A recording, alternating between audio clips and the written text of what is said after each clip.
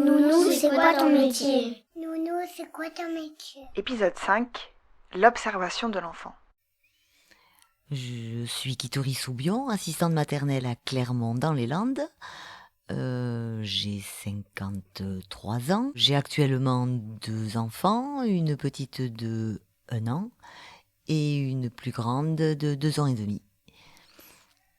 J'aime travailler avec les enfants et avec les animaux, me balader. Personnellement, j'aime la photo, la musique, voilà. Je suis Marie-Laure Morera, j'habite à Clermont-dans-les-Landes, je suis agréée depuis 24 ans. J'accueille actuellement 4 enfants, 3 de 2 ans, un autre de 24 mois. J'aime beaucoup la nature, je pratique le yoga une fois par semaine. Les week-ends, j'aime bien aller le samedi matin au marché de Dax. Ensuite, je vais aussi me balader au bord de mer, faire des balades en forêt aussi. Ensuite, j'aime bien les animaux, j'aime beaucoup les animaux. J'ai un petit chien, un petit Cavalier Charles de 2 ans, qui m'accompagne tous les jours avec les enfants. C'est notre petite mascotte. Et voilà.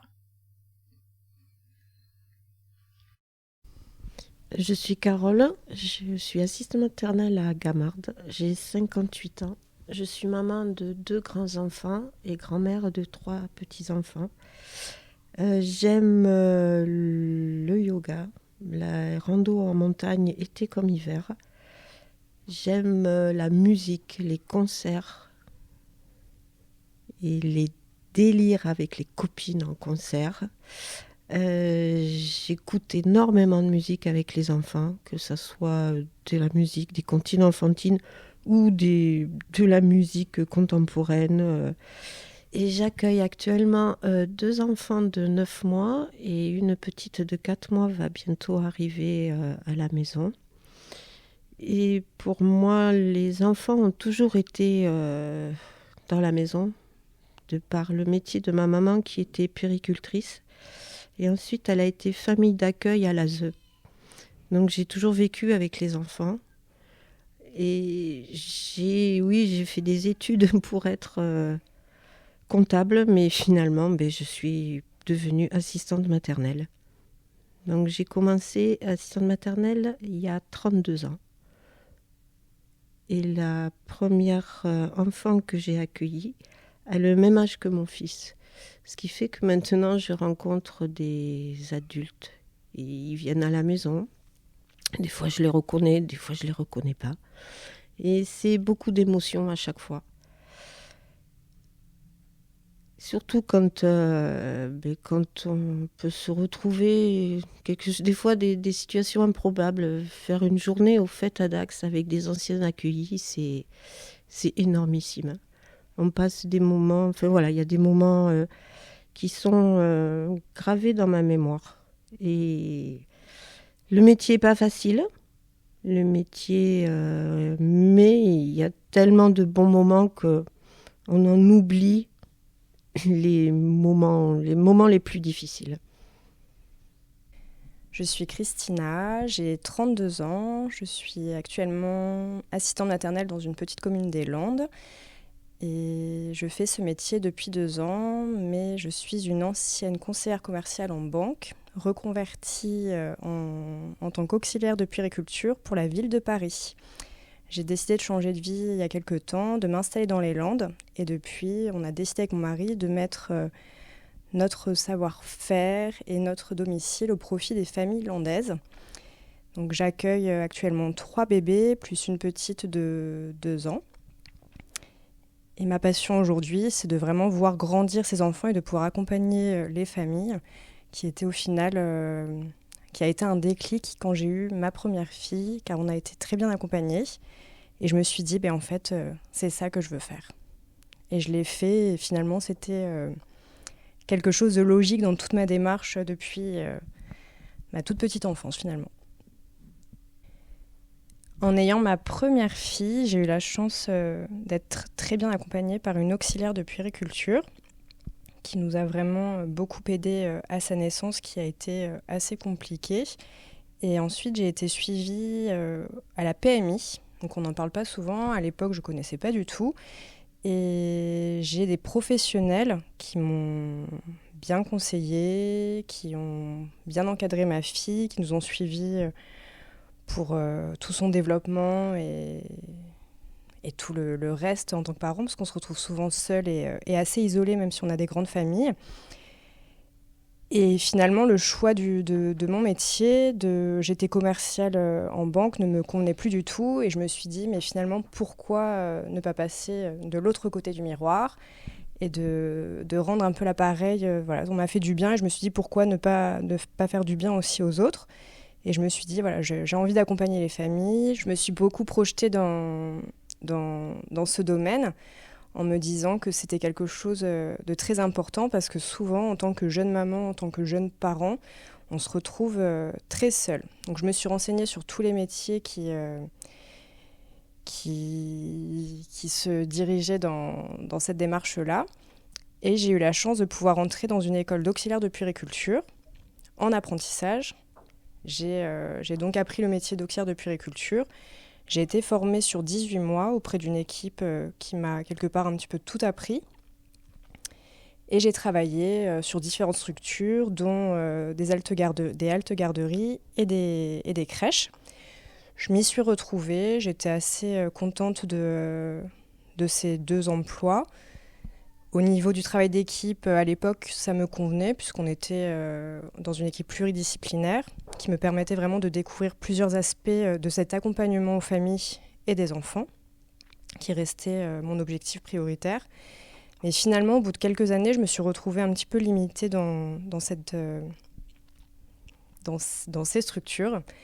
Et je me suis dit que je pouvais peut-être un petit peu mieux faire. Et le but, en fait, ça a été de me dire... J'ai appris avec toutes mes collègues, avec tous mes supérieurs hiérarchiques, qu'est-ce qu'aujourd'hui, moi, je peux apporter en tant que petite personne aux familles. Et j'ai eu la chance de m'installer dans les Landes, d'avoir une maison qui était assez grande et un terrain beaucoup trop grand pour nous. Et avec mon mari, on s'est dit, mais qu'est-ce qu'on va faire de tout ça ? Et finalement, ça a été le déclic, on s'est dit, c'est le moment. Et le moment, c'était le moment de créer cet espace-là pour les familles. Donc ça paraissait un petit peu... très ambitieux à l'époque, mais voilà, on a fait des travaux, des aménagements, et je me suis dit que j'allais réaliser ce rêve de pouvoir mettre au profit des familles tout ce que j'avais appris tout au long de ces années. Et j'ai contacté mes anciennes collègues, mes préférées, en leur disant vous voyez ce que je suis aujourd'hui, c'est un petit bout de chacune d'entre vous que j'ai ramené avec moi dans les Landes. Pour ma part, le choix, ça a été... Parce que j'ai fait plusieurs petits boulots. J'ai travaillé en crèche, mais pendant plus d'1 an et demi. Et c'était des contrats de mairie. Bon, ça n'a pas duré longtemps, mais c'est là où j'ai eu le déclic. Enfin, je me suis dit, faudrait faire autre chose. Mais je suis partie travailler sur le CMI à Montprivat pendant pendant 2 ans. J'ai encadré des jeunes enfants, j'étais monitrice éducatrice. Je m'occupais de 12 filles et j'avais un pavillon où je devais m'en occuper le soir. Alors j'arrivais en fin de journée, je m'en occupais et je restais la nuit avec elles. Je m'occupais de 12 filles qui avaient entre 7, 8 et 12. Bon, après, ils avaient des difficultés, des problèmes de santé, des difficultés de santé, de motricité, de tout, enfin, des problèmes familiaux. Bon, bref. Il fallait encadrer ces filles. Et après, la journée, je m'occupais des autres parce il y avait les garçons d'un côté, les filles de l'autre. Bon, ça a été assez intense, on travaillait le week-end, c'était un travail. Et puis après, au bout de 2 ans, j'ai arrêté parce que j'ai eu ma fille. Et après, quand j'ai eu ma fille, j'ai réfléchi, j'avais mon contrat qui s'était terminé à Montprivat. Et là, j'ai réfléchi, au bout, je me suis dit, mais j'avais ça dans la tête, j'ai une grande maison, j'ai du terrain. Et dans le village, il y avait peu d'assistantes maternelles et je me suis dit C'est un métier, c'est quelque chose. J'avais envie de travailler avec des enfants, mais des petits enfants. Et donc j'ai déposé le dossier et j'ai fait ça et j'ai été agréée. Et là j'ai commencé petit à petit et c'est comme j'ai dit tout à l'heure, un métier passion. Voilà. Eh ben pour ma part, je suis devenue assistante maternelle parce que je n'ai pas pu laisser mes propres enfants à une assistante maternelle. Mais auparavant, j'étais pas du tout là-dedans, j'étais dans le commerce, je travaillais dans une grande surface pendant 17 ans, donc rien à voir.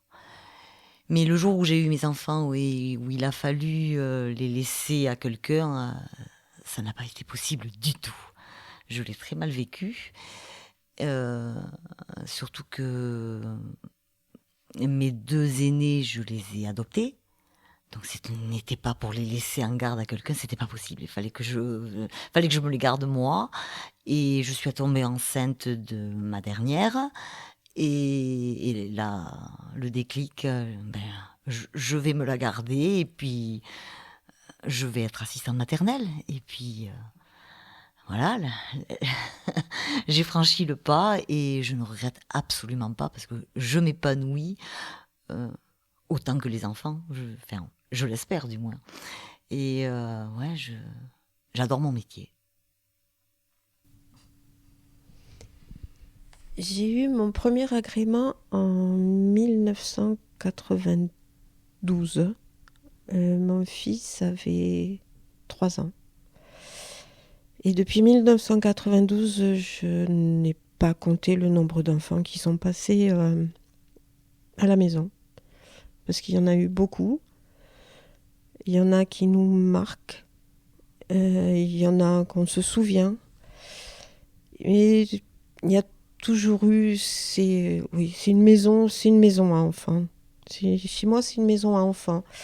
Là, actuellement, mes petits-enfants ont pris la relève. Il y a toujours du monde, il y a toujours du bruit, il y a toujours des jeux qui chantent, il y a toujours des enfants qui crient un peu. Et j'ai actuellement 2 bébés. Donc c'est un peu plus calme, je dirais. Mais j'ai un parcours, donc avec une maman péricultrice et une maman qui a été famille d'accueil de l'ASE. J'ai toujours dit que je m'occuperais d'enfants, mais pas en accueil permanent comme des enfants de l'ASE, parce que c'est très difficile. C'est des enfants qui ont besoin d'un accompagnement 24 heures sur 24. Et l'ayant vécu, j'ai pas voulu imposer ça à mes enfants parce que c'est très très difficile à vivre. Donc j'ai pris l'option assistante maternelle et je le regrette pas parce que j'ai pu élever mes enfants en même temps que les autres. Mes enfants ont grandi à la maison, ils ont vu passer énormément d'enfants à leur côté. Et maintenant j'ai une vision. Depuis que je suis devenue grand-mère, j'ai une autre approche aussi de ce métier. Je suis aussi dans l'accompagnement des parents différemment parce que j'ai une autre approche. Dernièrement, j'ai beaucoup lu. J'ai suivi toutes les évolutions et toutes les études qui ont été faites au niveau des enfants, des neurosciences. Le confinement aussi a permis de faire toutes ces lectures, toutes ces recherches, parce que on a eu du temps.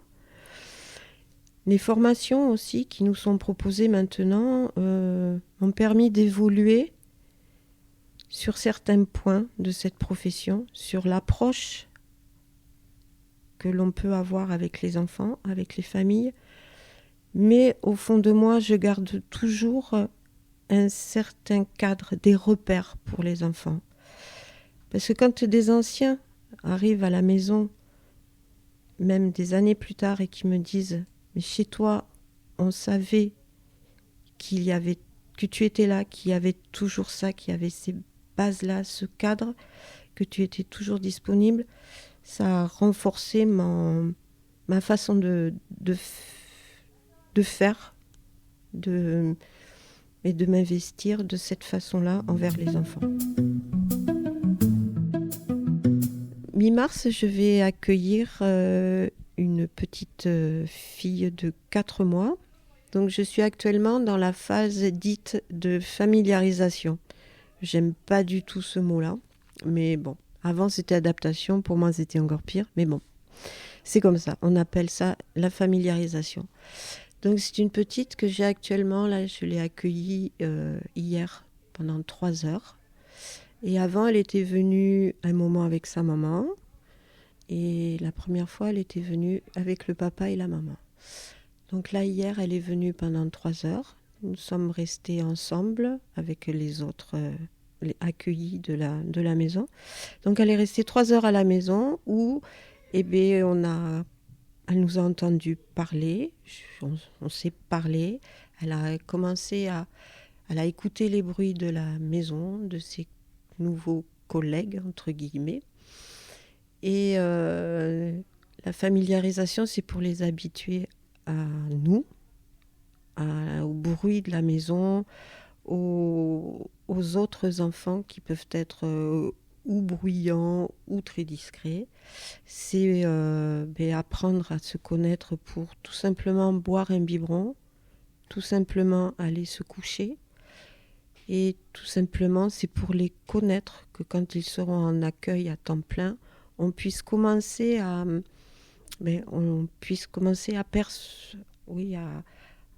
connaître les petits signes quand ils ont faim, quand ils ont sommeil, à commencer à les connaître sur leur façon d'être, s'ils sont à l'aise avec les autres, s'ils ont la crainte des autres enfants. C'est cette familiarisation, c'est cette façon de se connaître. Créer un lien. De créer un lien, voilà. Créer un lien pour pouvoir ensuite commencer l'accueil à temps plein, suivant les plannings de papa et maman. Et c'est créer un lien avec tous les autres enfants accueillis à la maison. Et le lien qui se crée, c'est la confiance. C'est ça, c'est que surtout la confiance. L'enfant ait confiance en nous, qu'on soit là quand il aura une demande. Après, il faut décrypter ses demandes. Donc, c'est ça la période de familiarisation, pouvoir décrypter les demandes. Parce que, comme tout enfant, ils ne sont pas livrés avec le mode d'emploi. Donc, à nous de décrypter quand l'enfant a faim, quand l'enfant a sommeil, quand l'enfant est pas bien, quand l'enfant est malade. Quand il a besoin d'être rassuré. Voilà. C'est ça, toutes les émotions qui peuvent passer par l'enfant, parce que l'enfant a des émotions, même à 4 mois, même à 1 mois, même à 1 semaine. Voilà, tout ça a été mis à jour par ces études faites, et les émotions des enfants sont à prendre en compte, et il faut savoir les décrypter, et il faut savoir y répondre. Et y répondre, c'est par la présence. C'est être présent auprès de lui, pouvoir le rassurer, et puis qui commence à sentir ses repères, ses limites, ce cadre. Parce qu'un enfant sans cadre est un enfant perdu, et un enfant qui sent un cadre, qui sent, comme disait ma fille, des glissières de sécurité, est un enfant qui après grandit et je pense s'épanouit à la maison et ailleurs. Pendant les premiers jours d'accueil d'un enfant, quand il arrive, donc moi en général ce que je mets en place, c'est qu'on a toujours le même rituel. Quelque chose de hyper anodin pour les adultes, mais on ferme la porte ensemble. J'ai un petit poisson d'avril qui est resté affiché sur la porte. On dit bonjour au poisson. Et ensuite, on va dire bonjour à tous les copains, si on a des copains qui sont restés au tapis. Et je garde cet enfant dans les bras pendant le temps nécessaire. Ça peut être 10 minutes, ça peut être une demi-heure, 1 heure, en fonction vraiment du moment où lui me fait signe, peu importe son âge, qu'il est temps que je le laisse faire sa vie. Mais avant ça, on refait toujours le même tour de la salle d'accueil. On regarde les petites images affichées au mur, on regarde les petites décorations. On part toujours voir le lit, où il va se reposer à un moment donné dans la journée ou dans la matinée. Le coin de change, et en fait, je lui représente tous les jours, la pièce en lui nommant tous les espaces qui la composent. Donc je me dis que petit à petit, ça va se graver dans sa mémoire, et ensuite, je me pose dans l'endroit qui lui est plus ou moins dédié, en fonction de son âge. J'ai créé à la maison un espace bébé, un espace un peu moyen, un espace assez grand. Et là, en ce moment, je suis sur l'accueil d'un petit garçon de 3 mois et demi. Et donc, après ce tour de toute la pièce, je m'installe avec lui sur le tapis des bébés, donc dans le coin bébé. Et je le garde donc souvent dans les bras, dos contre moi, pour qu'il continue d'observer la salle. Et au bout d'un moment, je le tourne en fait face à moi pour qu'il puisse de nouveau bien me regarder, bien m'assimiler. Et voilà, je le laisse vraiment me faire des sourires, on discute tous les deux, on gazouille, on se raconte un petit peu à notre façon tout ce qui s'est passé depuis son arrivée. Et à un moment donné, je sens dans son comportement que ça y est, il peut se détacher de moi. Et c'est à ce moment-là que je le pose au sol, sur le tapis, mais toujours en ayant un contact en fait contre moi. Donc ou les pieds, ou ses bras, ou peu importe, collés à mes jambes pour qu'il puisse sentir que je le laisse, mais je suis toujours là. Et petit à petit, de lui-même, il va partir jouer. Donc ça paraît un peu bizarre quand ils ont que 3 mois, mais un enfant, ça bouge. C'est comme on dit, ils ont des émotions très tôt, mais ça bouge dans tous les cas. Et à un moment donné, il se détache forcément de moi, et c'est à ce moment-là où là, je peux partir, vaguer à mes autres occupations, donc m'occuper des autres enfants, qui sont déjà bien installés chez moi. Comme le disait Christina, elle passe un moment avec l'enfant pour qu'il sente ce contact avec elle au moment de l'accueil, et après c'est lui qui décide de cette séparation. Mais tout ça est mis en place dès le plus jeune âge pour que l'enfant se sente sécure. Après, petit à petit, il se détache d'elle. Après, elle peut partir, elle et nous, on peut partir jouer avec les autres accueillis. Et après, cette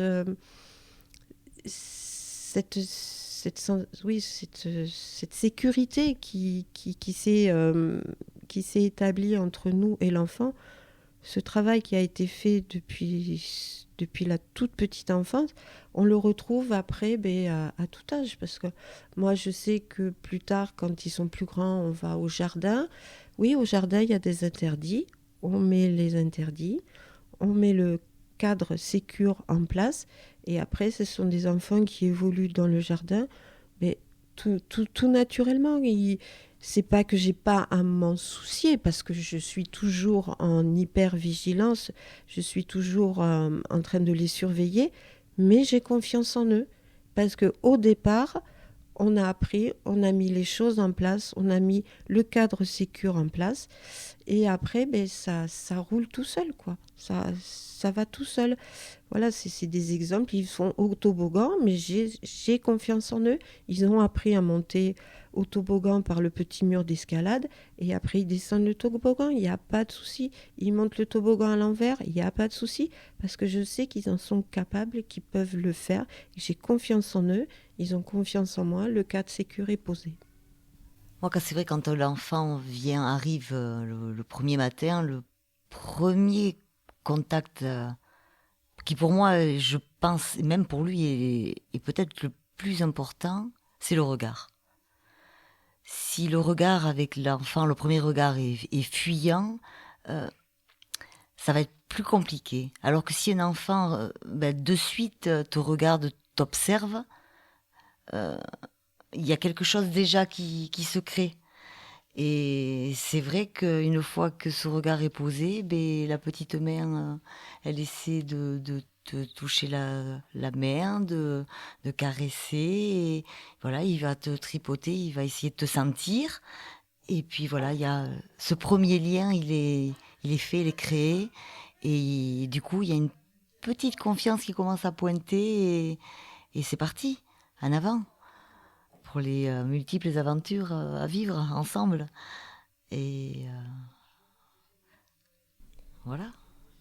C'est vrai que, comme dit Kittery, tout passe par le regard, et c'est notre regard, l'observation de l'enfant, qui fait qu'on sait quand on a bien travaillé, entre guillemets, pour créer ce lien de confiance entre l'enfant et nous-mêmes, mais aussi le parent, parce que c'est très important. Il faut que le parent arrive serein en déposant son enfant le matin. Chose qui ne l'est pas toujours. Exactement, donc c'est pour ça que moi je travaille beaucoup sous forme de triade un petit peu avec le parent, et je propose souvent aux parents de rester avec nous, mais dans le sens où je lui ouvre la porte. Je veux qu'il sache que ma porte est ouverte pendant ce temps de familiarisation, comme on dit, parce qu'après, une fois que la porte, entre guillemets, l'accueil est bien acquis, je veux que le parent dépose son enfant et reparte en lui disant bien au revoir, pour que l'enfant comprenne bien que oui, là, ça y est, je suis capable de rester, donc je reste tout seul.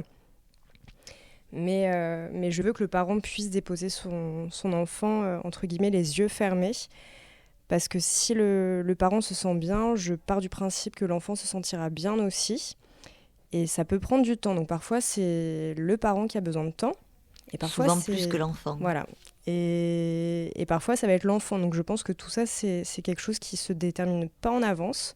J'essaye toujours de prévenir un peu les parents, de leur dire que, oui, entre guillemets, dans les normes, dans les livres, on parle d'une semaine, de 2 semaines, mais il y a des périodes d'adaptation qui peuvent durer 2 mois, voire plus, et parfois des enfants qui ne s'adaptent, entre guillemets, jamais. Donc c'est là où ça devient un peu plus compliqué, mais finalement, c'est plus enrichissant, parce qu'on est obligé de s'investir encore plus, de donner le plus de nous-mêmes. C'est très fatigant, parce que forcément, ça nous pompe pas mal d'énergie, parce qu'on s'investit encore plus auprès de cet accueil qu'un autre. Mais finalement, au bout d'un certain temps, quand l'enfant est prêt, l'enfant est capable de se libérer et de se détacher de tout ça, finalement, c'est un accueilli qui a créé un lien encore plus fort avec nous. Et on se rend compte que toute l'énergie qu'on a dépensée jusque-là, ça valait 1001 fois un accueil sur une semaine qui se passe comme une lettre déposée à la poste, on va dire, alors que finalement, ça ne veut rien dire. Chaque enfant est différent, chaque accueil est différent, et la sensibilité de l'enfant est à prendre en compte dès le départ.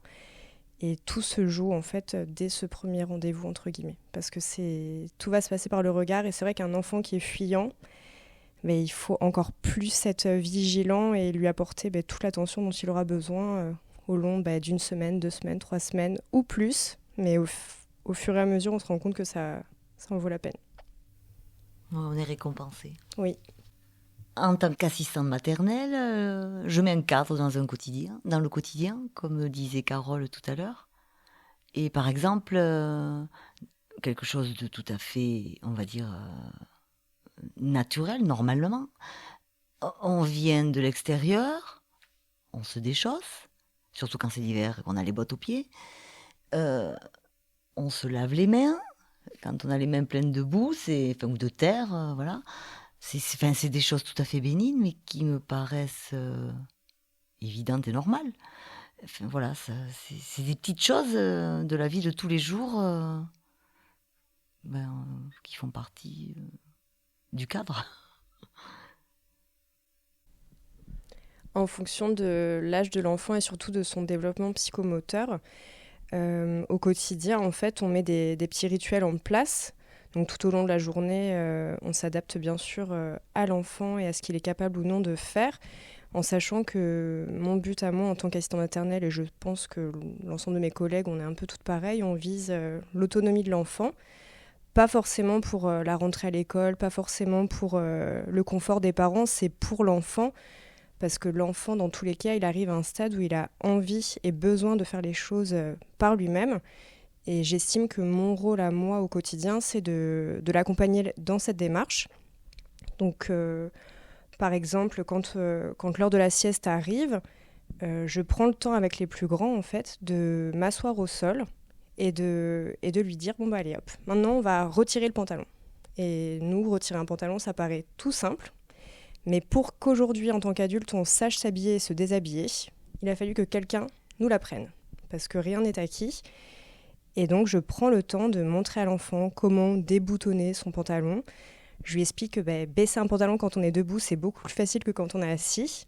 Et on prend le temps de bien descendre le pantalon, de retirer, de bien tirer sur les pieds. Et on fait tout ça sous forme de jeu. Et ensuite, on retire les chaussettes et ils ont chacun une petite panière à disposition où ils balancent leur linge. On ne plie pas le linge, on balance le linge. Le but, c'est vraiment de se déshabiller et d'être capable, quand ils réussissent, parce qu'ils réussissent toujours avec ou sans aide, peu importe, on a toujours le petit rituel de faire un check de la victoire.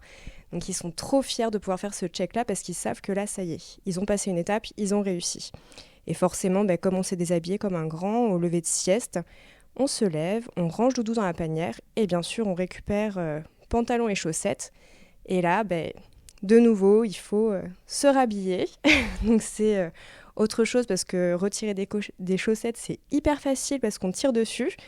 Mais les mettre, c'est un peu plus difficile. Donc c'est pareil, ça prend du temps.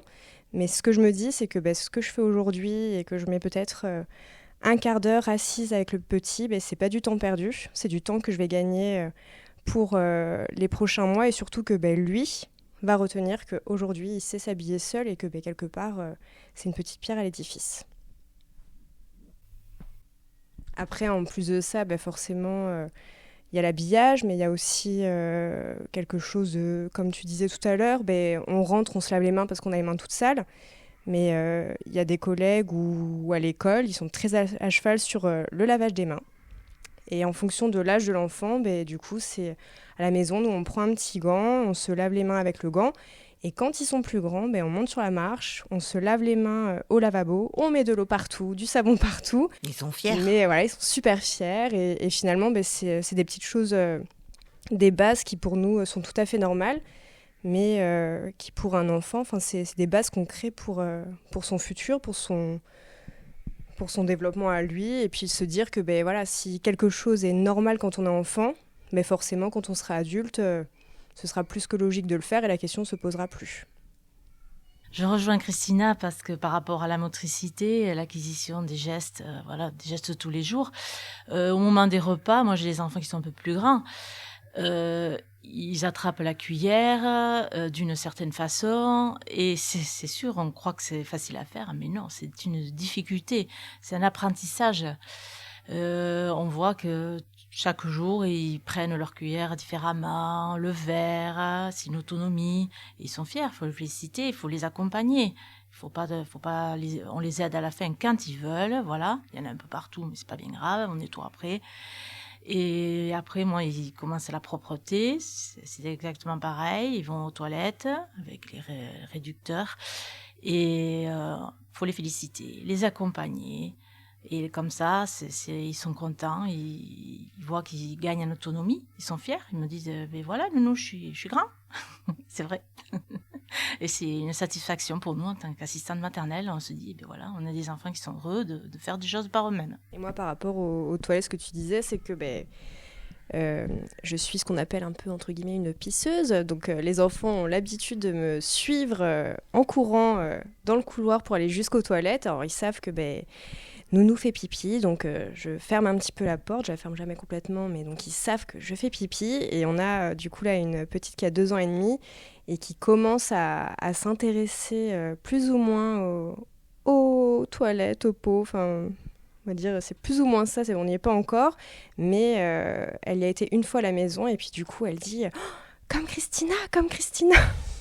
Donc je me dis, voilà, finalement, on fait partie de tout ça, quoi. On leur montre l'exemple, nous aussi on fait pipi, et ils deviennent grands et ils vont devenir grands comme papa, maman, les grands frères, les grandes sœurs, mais aussi comme nounou, quoi. On laisse une trace.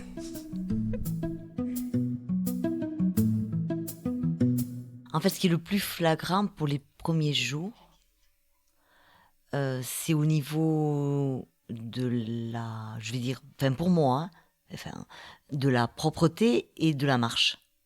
Enfin, pour moi, c'est peut-être le plus flagrant parce que j'ai une petite fille là, enfin une grande qui a 2 ans et demi et elle n'est pas propre encore, mais j'ai un pot qui se trimballe ou qu'elle trimballe dans la maison comme elle veut. Et jusqu'à présent, c'était ouvrir, fermer le pot. En fait, elle jouait avec le pot et ça fait, je sais pas, on va dire, 2 semaines où ça y est, elle s'assoit sur le pot ouvert, hein. Voilà, elle s'assoit sur le pot ouvert. Voilà, ça commence. Puis, je lui ai expliqué, une fois de plus, à quoi ça fonctionne, à quoi ça correspondait le pot pour elle. Et donc, je lui ai dit, on baisse, elle a une couche culotte. J'ai dit, tu baisses la couche et tu t'assois. Et puis, Madame Pipi va arriver dans le pot.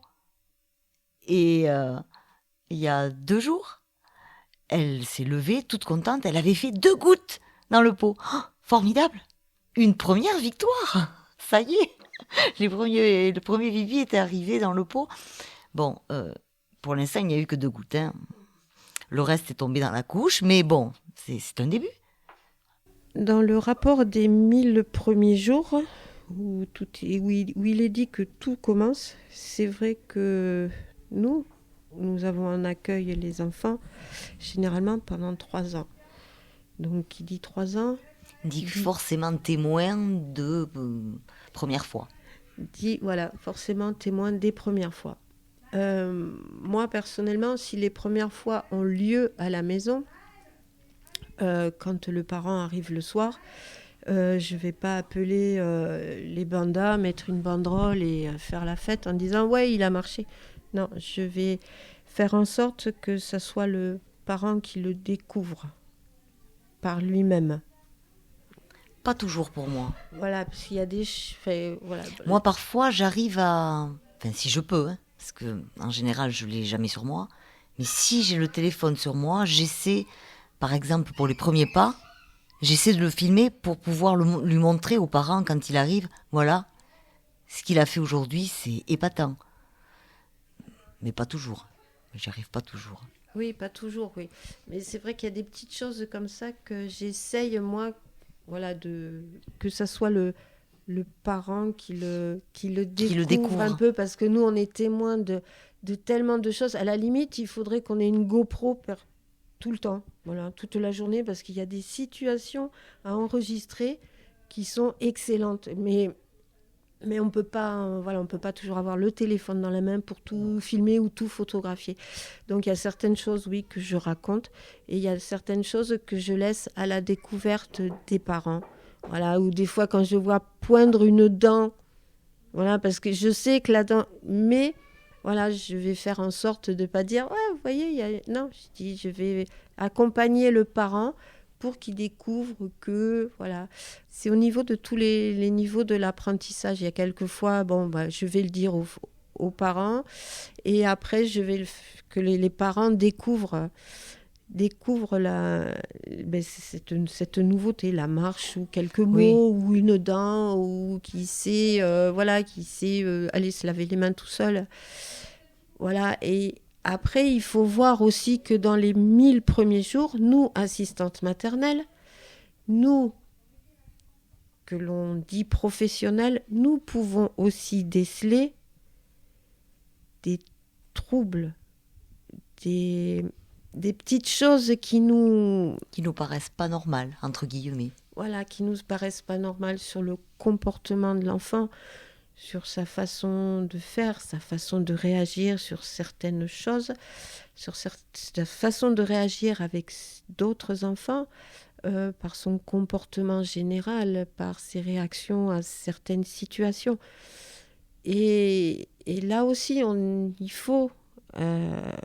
c'est très difficile, il faut bien observer avant de pouvoir dire « il me semble que ». Parce qu'après, ça peut avoir une importance énorme sur la vie de l'enfant, sur la vie des parents, sur la vie de la famille. Et là, il ne faut pas qu'on se trompe. Donc oui, on est des professionnels et on se veut d'être au plus juste dans ces moments très difficiles. Et c'est vraiment, voilà, on se fait accompagner avant de pouvoir en parler aux parents. On peut faire appel à la PMI, que la péricultrice passe pour observer l'enfant. On peut faire appel aux animatrices du relais qui peuvent nous aider dans notre, dans ce moment qui est difficile parce que là on est en hyper observation pour voir si parce qu'on veut se tromper. Mais des fois, on ne se trompe pas. Et c'est là qu'il faut agir au plus vite pour aider au plus vite l'enfant.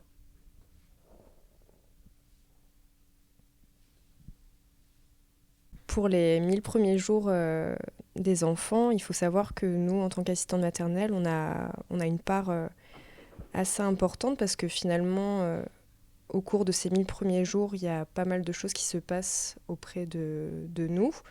On les accueille au quotidien, donc forcément, il y a plein de choses qui vont se passer dans leur petite vie d'enfant. On est témoin, voilà, en effet, de toutes ces premières fois et de tous les événements qui vont marquer sa vie. Après, il faut savoir que la mémoire d'un enfant, très souvent, ce qui s'est passé les 3 premières années de sa vie, on ne s'en souvient pas. Parce que forcément, les bons souvenirs de nos avant 3 ans partent, entre guillemets, un peu en fumée. Mais j'ai la certitude qu'en tant que professionnel, on laisse une trace un peu dans la vie de cet enfant. Même s'il ne s'en souvient pas, on a participé à ces 3 premières années de sa vie. Et c'est quelque chose que j'ai découvert dans ce métier d'ASMAT. On a la chance, parfois, de pouvoir retrouver ces enfants comme Carole, par exemple, à l'âge adulte.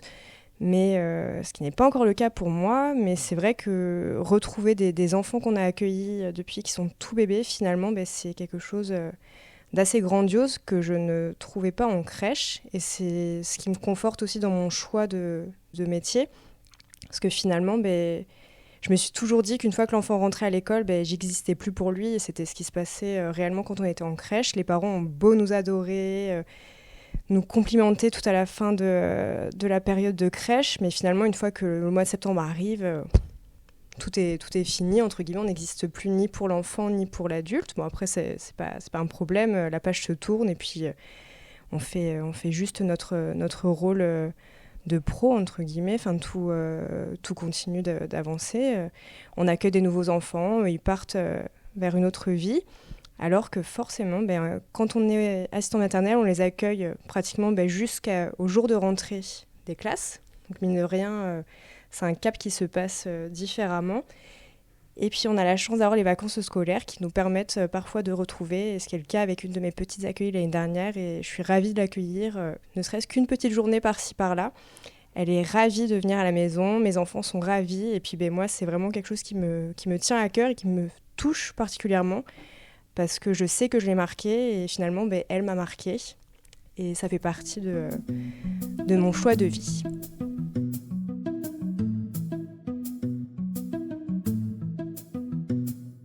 Nounou, c'est quoi ton métier? Nounou, c'est quoi ton métier? Nounou, c'est quoi ton métier est une série de podcasts imaginés par le relais Petite Enfance de Montfort-en-Chalosse avec les assistantes maternelles Carole, Christelle, Christina, Josiane, Justine, Marie-Laure, Myriam, Sandrine, Kittery et la participation d'Alma, Dimitri, Fabrice, Pierre, Philippe, Théo, Alice, Caroline, Kittery, Florence, Mélanie, Jules, Elliot et Michael. Elle est réalisée par Margot Labarthe du studio de podcast M'entends-tu avec le soutien financier de la CAF des Landes. Merci pour votre écoute et à bientôt.